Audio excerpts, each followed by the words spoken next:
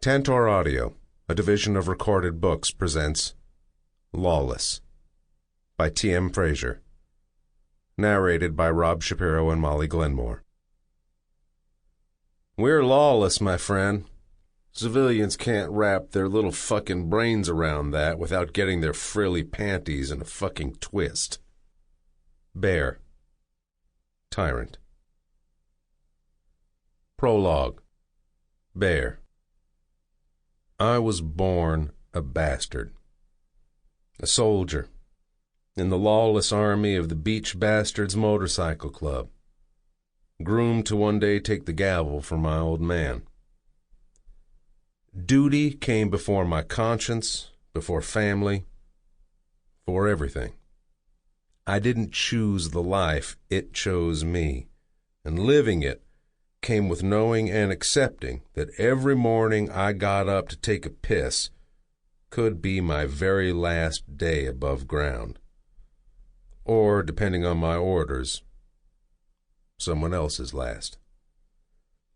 Being a biker, a bastard, wasn't just in my blood. I didn't just live it. I breathed it. I drank it. I fucking loved it. It was everything. Until it wasn't.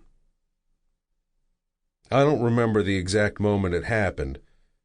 Maybe after my first kill, maybe on the day I was patched in, but it happened. Motor oil, leather, violence, and a penchant for laying down enemies of the club replaced the blood in my veins. I became more biker than man. And I was proud. I never thought of it as a problem, but I also never thought there would come a day when I wouldn't be a beach bastard anymore. But it came. And I wasn't. On the day I laid down my cut and walked out the door of the MC, I'd turned my own hourglass and set the expiration on my life. Once a bastard, you were always a bastard. Or you were dead. They'd come for me. But the fucked up thing was that it wasn't the thought of my brothers trying to put me to ground that bothered me most. It was the uncertainty. I knew everything about being a biker. I didn't know shit about being a man. I've been tortured and on the verge of death, violated for the amusement of my captors. Through it all, I'd never lost that edge that kept me alive, that fight. The thing inside that makes your heart beat so fast it feels like it's going to beat its way right through your chest, and tells you that no matter the situation, you'll not only get the fuck out of it, but that you're going to burn every motherfucker alive who tried to take you down. I've been beaten, but I'd never been broken. Until Thia. Chapter 1. Thia. 10 years old. I don't know where it all went wrong.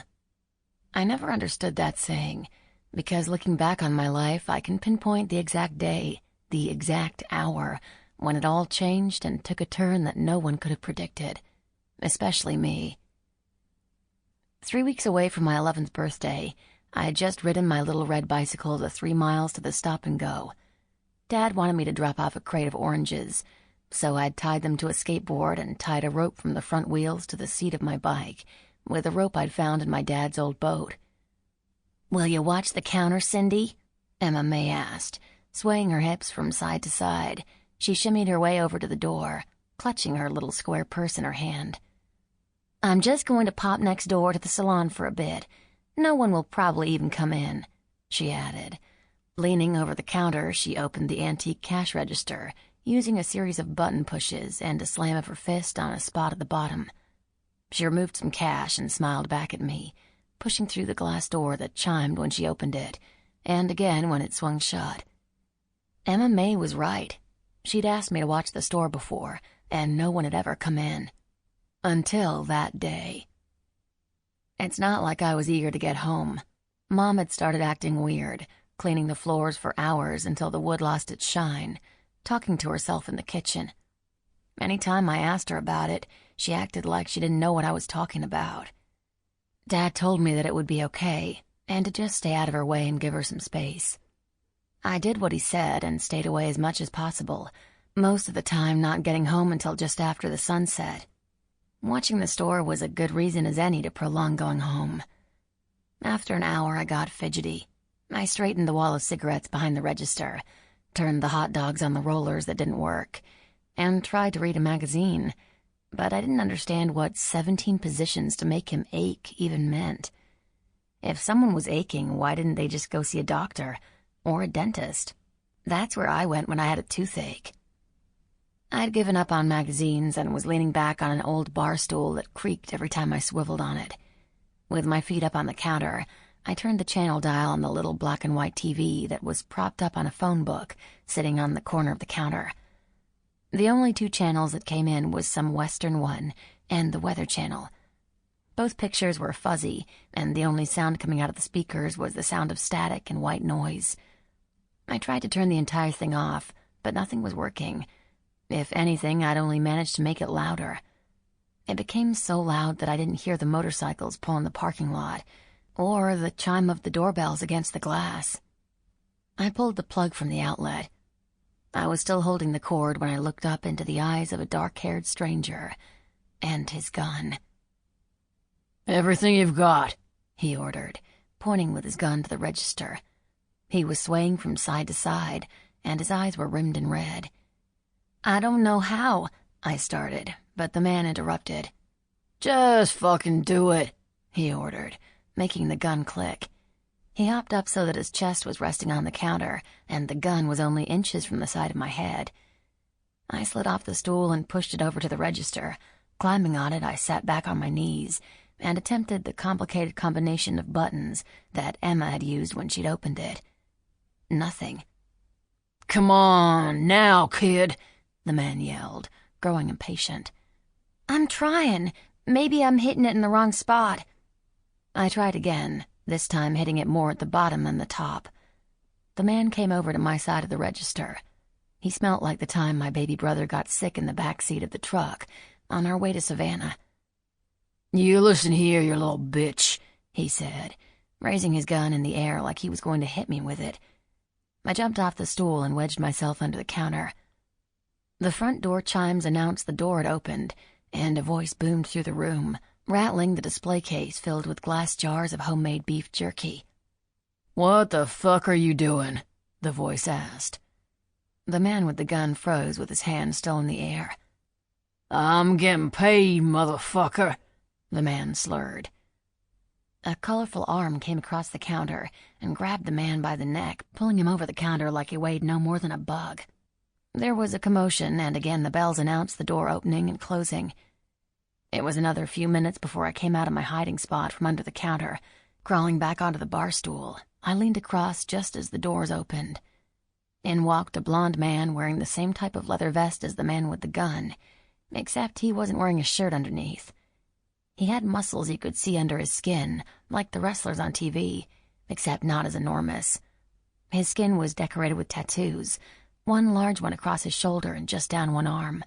The same colorful tattoos on the arm that had just pulled away the guy with the gun. His bright eyes were the same shade as the Maxwell's new above-ground swimming pool, a deep, shining blue. His sandy blonde hair was slicked backwards, longer on the top and shaved on the sides. A mohawk, I think they called it in the movies. "Are you the only one here?" he asked, scanning the room, peering into all 3 of the little aisles. I nodded. "You were the one that skid just—" He didn't finish his sentence. Leaning forward, he braced his hands on the counter and took a deep breath. His colorful tattoos extended to the tops of his hands and his fingers. He wore 3 big silver rings on each of his hands. He had hair on his face, and up until that moment when someone talked about beards, I'd always imagined the long, white wire hair growing from the chins of old and ugly wizards, wearing long robes and huge blue pointed hats. This man's beard was a little darker than his hair, and only an inch or so long. He was no wizard, or old, or ugly. "You have cool hair," I said, He had cool everything. More than cool, he was pretty. Could a guy be pretty? No, he wasn't pretty. He was beautiful. "Thank you, darling," he said, leaning on the counter. He smelled like my father's truck when he was changing the oil, and the lilac soap Mrs. Kitchener made from scratch every summer. "Your hair is pretty cool, too." It was the first time in my life I think I blushed. My cheeks got hot, and when the man noticed, he just smiled brighter and leaned closer. "Why are you in here all alone? They don't believe in child labor laws in Jessup." "I don't know what that is, but no one really comes in here much since they opened up the new highway. I was just minding the store while Emma May went to the beauty parlor. She said she'd be right back. But if they're going to make Emma May beautiful, I think she's going to be a while." The man laughed and leaned on his elbows. "Listen, sweet girl, I'm sorry about my friend." He shot me a small smile. "He's very sick from the long ride and was being really stupid." "Looked more like drunk to me. Maybe hungover. But you should tell him not to drink and drive." "Where did you come from?" He looked amused. I wanted to do whatever it took to keep that look on his face. "Yeah, long rides can do that to people. But you're okay? He didn't hurt you at all, did he?" I shook my head. "No, I'm fine, and you don't have to be sorry. I was reaching for Emma May's shotgun just when you came in." I lifted the shotgun off its hooks under the counter so he could see it, and pumped the shaft.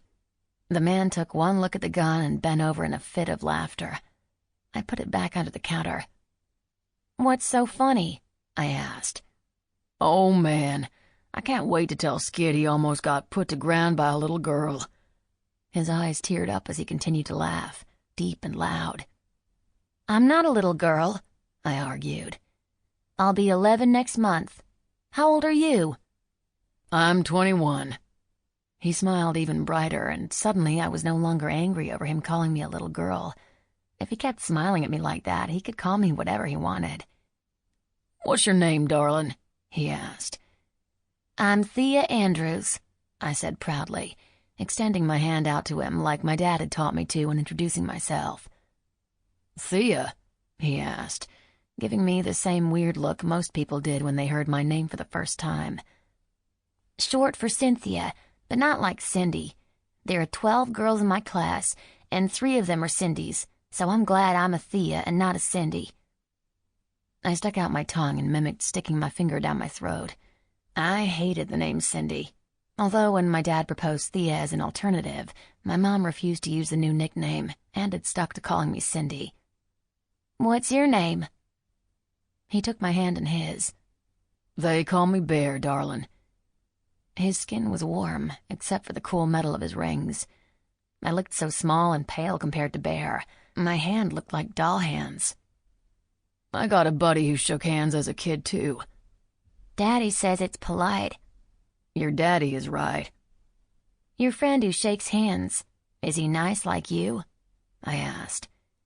"I wouldn't exactly say I'm nice, but my friend, let's just say he's different," Bear said with a laugh. "Different is good. My teachers say I'm different because I got pink hair, although they also say I have a speaking out of turn problem," I said with all the prolific knowledge of a 10-year-old. "Sometimes different is real good, kid," Bear agreed. "Is your real name Bear?" I asked. "Is your last name Grizzly or something?" "Nope," he said. "Bear is just a nickname my club gave me. All the members go by nicknames, except we call them road names." "You're in a club?" I asked with excitement. "That's so cool. If your real name isn't Bear, though, what is it?" "Can you keep a secret?" he whispered, looking around to make sure no one was listening. "I haven't told anyone my name in years. Even my old man calls me Bear. But my real name? It's Abel. And now you're one of the only few people who know that." Abel. That's a really great name. Although Bear fit him, too. He was taller than my dad, and he had a lot of muscles, and his hands were huge like bear paws. He reached into his back pocket and pulled out a clip with folded bills in it. Sample complete. Ready to continue?